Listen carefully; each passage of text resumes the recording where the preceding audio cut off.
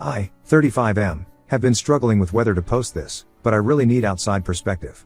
This is about my sister Claire, 38F, and how she betrayed me in the worst possible way. For background, Claire and I grew up very close.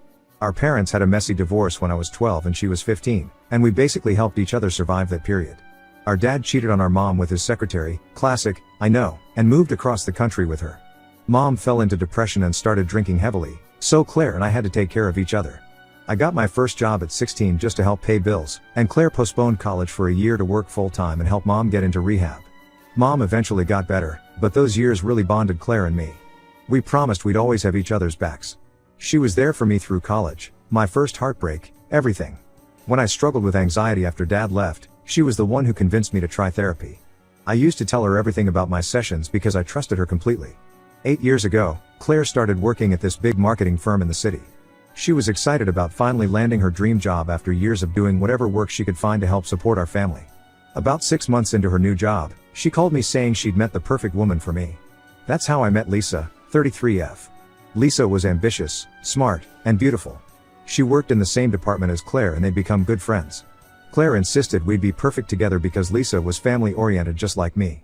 The first time we met for coffee, Lisa and I talked for hours. She came from a big family and said she wanted the same thing, a stable home, kids, the whole package. We dated for a year before getting married. Claire was my best woman at the wedding, and she cried more than anyone during the ceremony. The first 5 years were amazing.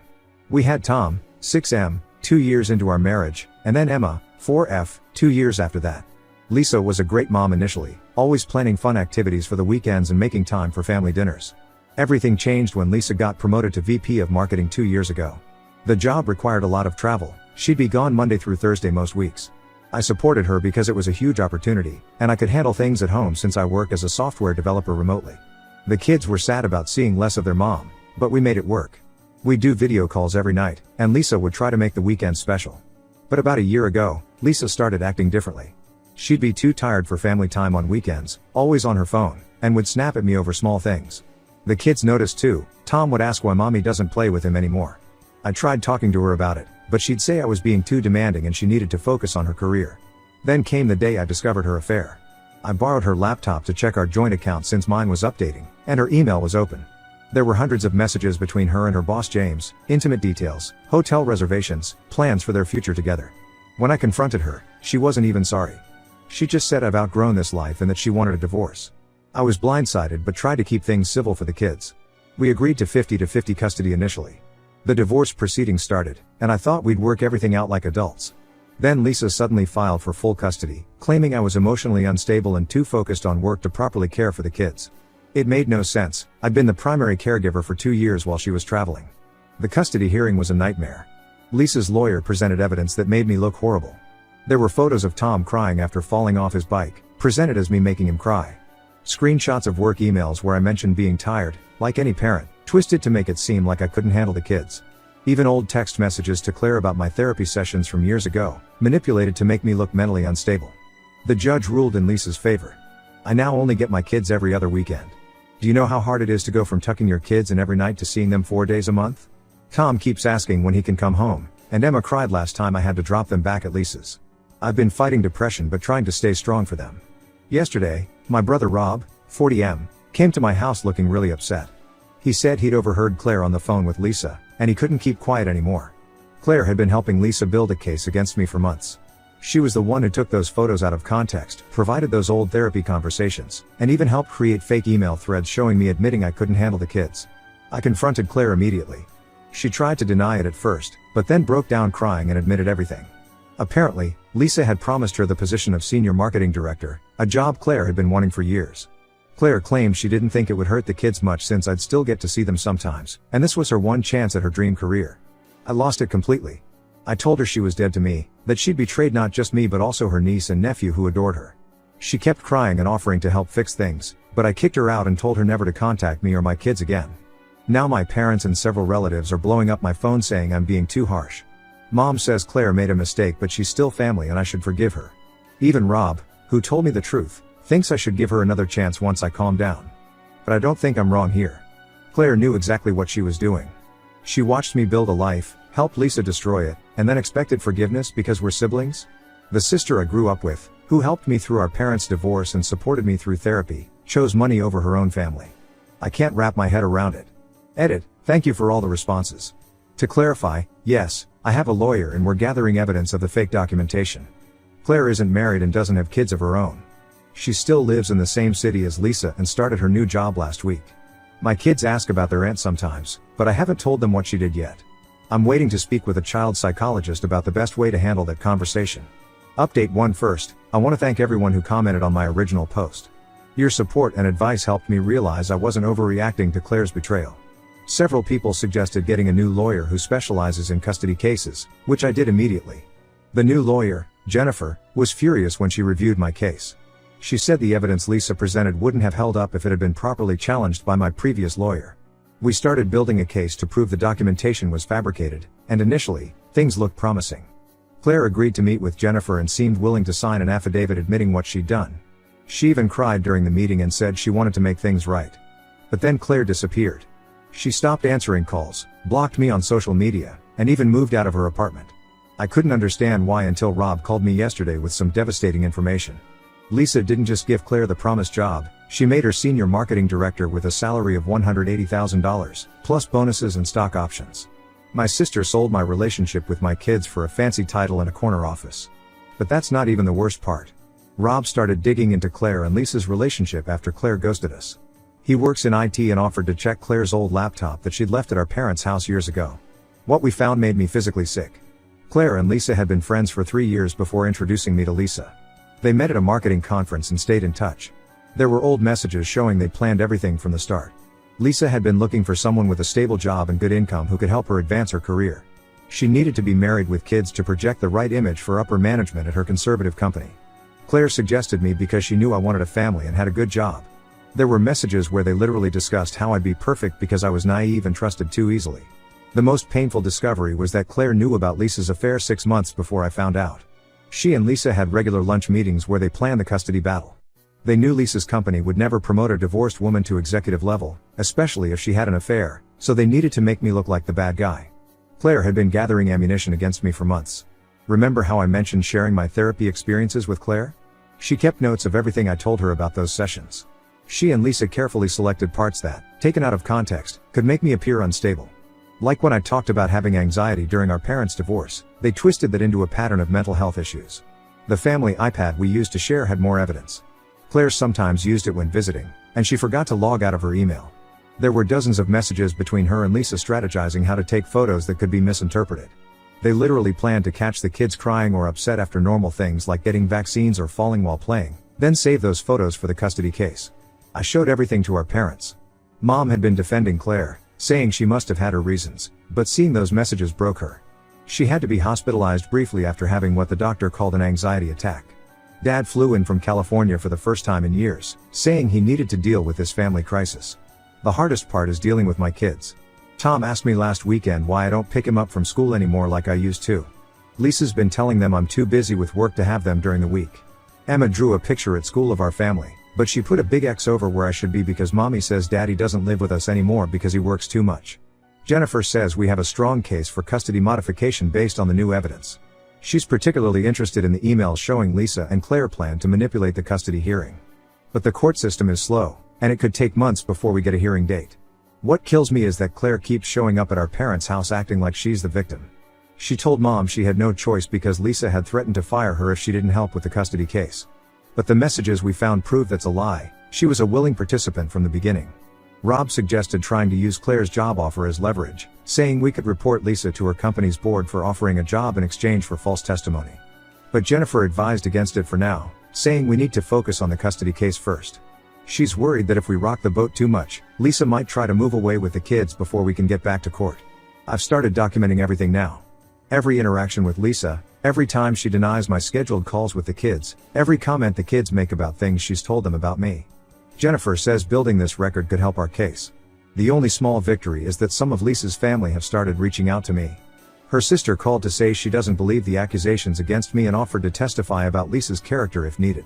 Apparently, Lisa has a history of manipulating situations to get what she wants. I just never saw it because Claire helped hide her true nature from me. I still can't believe my own sister orchestrated all of this. The person who held me while I cried over our dad leaving, who supported me through college and my early career, who was Aunt of the Year to my kids. She spent years helping someone plot to destroy my life. All for a job title and a bigger paycheck. Some people have suggested therapy, but right now, I'm focusing all my resources on the custody battle. I need my kids back first. Then maybe I can deal with the emotional fallout of losing both my wife and sister to greed and betrayal. I'll update again when there are new developments in the custody case. Thank you all for your support and advice. It helps to know I'm not alone in this fight. Update 2: the custody case finally broke open, but not the way anyone expected. Claire showed up at my lawyer's office last week with a USB drive containing everything, and I mean everything. But before I get into that bombshell, I need to explain what led to this moment. For the past 3 months, I've been living for my weekend visits with the kids. Tom's been struggling in school, and his teacher sent a note saying he's become withdrawn. Emma started having nightmares and asking if I left because I don't love them anymore. It's been killing me that I can't tell them the truth about what really happened. About 2 weeks ago, our mom had a serious talk with Claire. Mom told her about Tom's problems at school and Emma's nightmares. She also revealed something I hadn't known: Claire had suffered from similar issues when our dad left. Apparently, this hit Claire hard. She spent 3 days locked in her apartment, not even going to work, just thinking about everything. When Claire finally came to Jennifer's office, she didn't just bring evidence about the custody case. She revealed the real reason behind her betrayal, and it wasn't just about the job. 10 years ago, I had warned her boyfriend Mike about her gambling problem. Claire had begged me to keep it secret, but I found out she'd taken loans in Mike's name to cover her gambling debts. I couldn't let him get trapped in that, so I told him everything. He left her, and she had to declare bankruptcy shortly after. Claire admitted she'd been plotting revenge ever since. When Lisa approached her 3 years ago about finding someone to marry temporarily, Claire immediately thought of me. She'd been carrying that resentment for 7 years at that point, and here was a perfect chance to make me understand how it felt to lose everything. The evidence she provided was extensive. She documented everything, probably as insurance against Lisa. There were recorded conversations where Lisa admitted she never planned to stay married, emails planning how to manipulate the custody hearing, and even spreadsheets tracking every photo and piece of evidence they manufactured.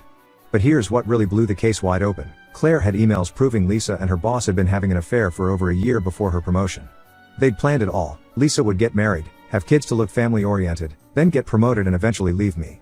The company had a strict policy against workplace relationships, especially between executives, which is why they needed to make me look bad in the divorce.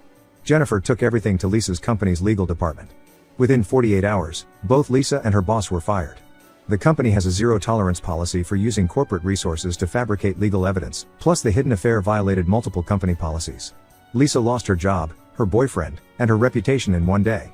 The evidence about the affair also revealed something that made me sick. Lisa had used company funds to pay for their hotel meetings, disguising them as business trips. That's federal fraud. The company is pressing charges, and Lisa's facing potential legal consequences beyond just losing her job. Claire's life imploded too.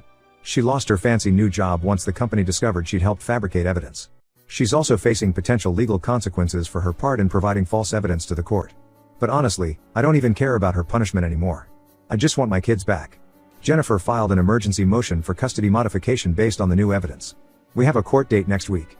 She says with the proof that Lisa and Claire deliberately fabricated evidence, plus Lisa's current legal troubles, we have a very strong case for primary custody. The worst part of all this is that Claire's revenge plan worked better than she ever imagined. She didn't just hurt me, she hurt 2 innocent kids who adore their aunt. Tom asked about her yesterday during our video call, wondering why Aunt Claire doesn't come to his soccer games anymore. I still don't know how to explain any of this to them. Our extended family is in shambles. Mom can barely look at Claire now that she knows the truth about the gambling and the revenge plot. Dad, who usually stays out of our lives, actually called to say he's ashamed of Claire. Even Rob, who initially thought I should forgive her, hasn't spoken to her since learning about her decade-long revenge scheme. I'll update again after the custody hearing. Right now, I'm just trying to stay focused on what matters, getting my kids back and helping them heal from all this chaos. One thing's certain, some betrayals cut too deep for forgiveness, no matter how much history you share with someone. Update 3: the dust has finally settled, and I can say with certainty that this chapter of our lives is over. The custody hearing went exactly as Jennifer predicted. The judge was furious about the fabricated evidence from the first hearing. After reviewing everything Claire provided, plus additional evidence from Lisa's company about the fraudulent business trips, the court granted me primary custody. Lisa now gets supervised visits every other weekend. The transition hasn't been easy. Tom and Emma were confused and upset about the sudden changes. We hired Dr. Marcus, a child psychologist who specializes in divorce cases, to help them process everything. He suggested telling them the truth in age-appropriate ways. We explained that Mommy and Aunt Claire did some dishonest things that made it hard for Daddy to see them, but now the truth had come out. Tom took it especially hard. He's angry at Lisa and refuses to go to the supervised visits sometimes. Emma is still too young to fully understand, but she's been having separation anxiety when I drop her at school. Dr. Marcus says this is normal and we need to be patient while they adjust. Lisa's life has completely fallen apart. The fraud charges from her company led to a 6-month suspended sentence and hefty fines. She lost her professional licenses and can't work in marketing anymore. Last I heard, she moved back in with her parents in Ohio. Her boyfriend/former boss threw her under the bus during the company investigation to save himself, though he still got fired. Claire's facing her own consequences. She lost her job and her professional reputation. The legal community in our city knows she helped fabricate evidence for a custody case, so no marketing firm will touch her. She's working as a waitress now, quite a fall from her corner office and 6-figure salary. Last week, Claire showed up at my house unannounced. She looked terrible, like she hadn't slept in days. She broke down on my porch, crying about how she's lost everything: her career, her family, her self-respect. She said she's starting gambling addiction treatment and wanted to make amends. I listened to her cry for 5 minutes, then told her one thing: you chose revenge over your niece and nephew's happiness. That's not something treatment can fix. Then I closed the door. Maybe that was harsh, but I thought about Tom's struggles in school and Emma's nightmares, and I couldn't find any forgiveness in my heart. Some relatives are still pushing for reconciliation, especially since Claire's trying to get help now. Mom's sister keeps saying that family should stick together and Claire's suffered enough. But they weren't there when I had to explain to my kids why their aunt helped take them away from me. Some things you just can't come back from. My focus now is on rebuilding our lives. I've converted the home office into a playroom so the kids have their own space again. Tom's grades are improving, and Emma's starting to sleep through the night. We have a new routine: movie nights on Fridays, pancake breakfasts on Sundays, and daily feelings check-ins where they can talk about anything bothering them. Rob visits often and has become their favorite uncle. My parents are also more involved now, trying to make up for the void Claire left. We're slowly building a new normal, one that doesn't include the 2 women who tried to destroy our family. I've learned that sometimes the people who hurt you the most are the ones who know exactly where to stick the knife. But I've also learned that I'm stronger than I ever thought possible. My kids are what matter now, and I'll spend the rest of my life making sure they feel secure and loved, even if that means some family members stay permanently cut out of our lives.